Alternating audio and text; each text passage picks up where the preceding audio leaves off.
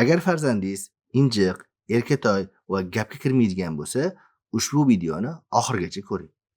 Muhammad Nur aka, farzandda injiqlik o'zi nimadan paydo bo'ladi? Ana umumiy farzand tarbiyasida qoidalar bor-da. Eshitganini gapiradi, ko'rganini qiladi yoki ko'rganini o'rganadi. Bular ham o'shandan boshlanadi. Injiqliklar o'sha ko'rganlaridan boshlanadi. Ildizi shunda. Ko'rgan injiqliklaridan-da o'zida undan ham rivojlanib ketishi mumkin, lekin asli tubi boshlanishi baribir ko'rganidan bo'ladi. Otasida yoki onasida yoki yon atrofdagi kimdirlarda. Endi ko'rgandan tashqari holatdachi? Ko'rganidan tashqari holatda rivojlanadi deb o'ylamayman. U qanaqadir tug'ma qanaqadir nuqson, kasallik yoki bo'lmasa. Misol uchun tabiiy holatdagi bola bo'ladigan bo'lsa, odatiylarda bu bo'lavermaydi. Odatda bo'lavermaydi. Bola bilan xotirjam, sokinlik bilan, tushuntirish bilan va izchillik bilan muomala qiladigan bo'lsangiz, bunaqa holatlar bo'lavermaydi. Odatda bo'lmaydi bu. Unaqa bo'lsa, injiqlik qiladigan farzandni qanaqa qilib davolasa bo'ladi?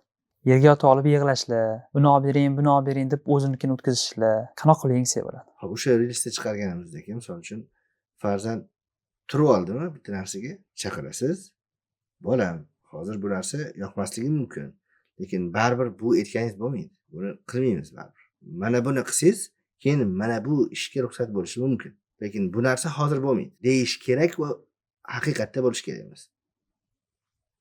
Otasi olib berish kerak emas yoki buvisi olib berish kerak emas. Ha, ya'ni boshqa tarbiya mana 4 tomonlama desak, mana doda, buvi, ota-ona deydigan bo'lsak, misol uchun odatdagi oilalarda bir xil munosabatda bo'lish kerak.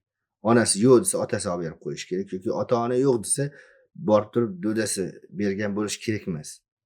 Bu tarbiyani buzib qo'yadi. Shuning uchun kelishish kerak, kelishib bir xil qilish kerak.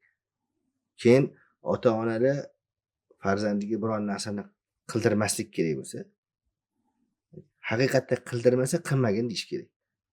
Misol uchun, mana bu ishni qilma desa, lekin ko'rsa ham indamaydigan bo'lsangiz, qilma deyish kerak emas. Bolada qilma degan narsa 100% qilinmaydigan ishligi holatida, shaklida qabul qilinishi kerak. Injiqlik qilganida bola tasodifan qilib ko'rishi mumkin. Qilganida u o'zini maqsadiga erishdimi? Yana qilib ko'radi. Maqsadga erishmaslik kerak. Ha. Injiqlik, misol uchun, xohlagan narsasini etib ko'radi. Ko'nmadingiz, yana etib ko'radi. Ko'ndingiz, bo'ldi. Demak, qayta-qayta qilib ko'rishlik unga erishishga sabab bo'ladi. Siz baqirib berasiz oxirida asabiylashib. Keyin baqirishga ham tushadi. Nima qiladi? Bola umumiy qoida.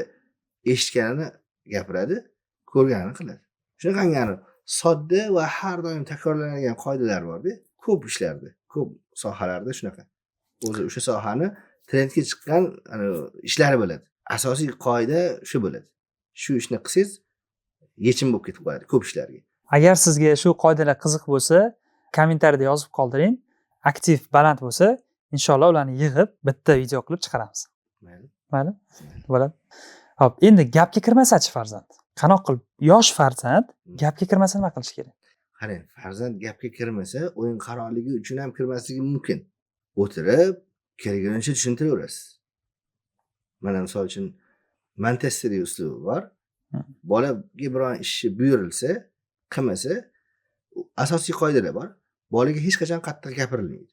Hech qachon urishilmaydi, so'kilmaydi, qo'pol gapirilmaydi. Nima qilinadi desa, ko'tarib olishar ekan bola. Va bola mani qo'yib yuboring deydi. Va bola uchun ko'tarib olishlik jazo turi sifatida qabul qilinadi. Bo'ldi, men erkin bo'lmay qoldim deydi, jazolanayotgan his qiladi o'zini. Aslida ko'tarib olasiz uni. Ota-onalar ko'taring degan gapidan bezor aslida. Lekin u uslubda shunaqa. Ya'ni yechim ba'zida shu holatda ham bo'ladi. Misol uchun ba'zi bolalarda shunaqa bo'ladi. Biron narsani qilgisi keladi yoki qilgisi kelmaydi deylik. Siz uni qildirmoqchisiz va undan yo'q degan javob keladi. Ya'ni u raddiya berishga o'rganib qoladi bola. Ba'zi holatlarda siz agar yo'q qilasan desa, qilmayman desa, qilasan deyursangiz, raddiya berish sifati rivojlanaveradi. Ba'zi holatlarda shunaqangi yechim qilish mumkin. Farzandingiz yo'q deb turyaptimi? Boshqa mavzuga, ya'ni bir marta yo'q dedimi, boshqa mavzuga o'tib, ozgina chalg'itib, yana o'sha ishni buyursangiz, odatda yechim bo'lib qoladi. U ishni qilib ketadi. Ba'zida shunchaki ham yo'q deydi bola. Yo'q. Nima uchun yo'q deyotganini bilmasdan yo'q deydi.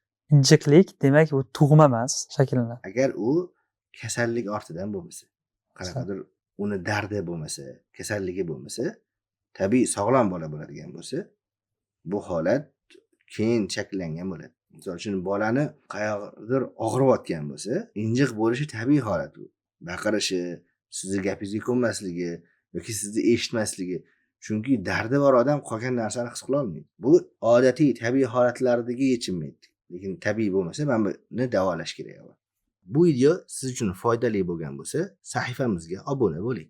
Izohlarda o'z fikringizni yozib qoldiring. Videoni kimlar uchun foydali deb bilsangiz, o'sha yaqinlarga yuborib qo'ying.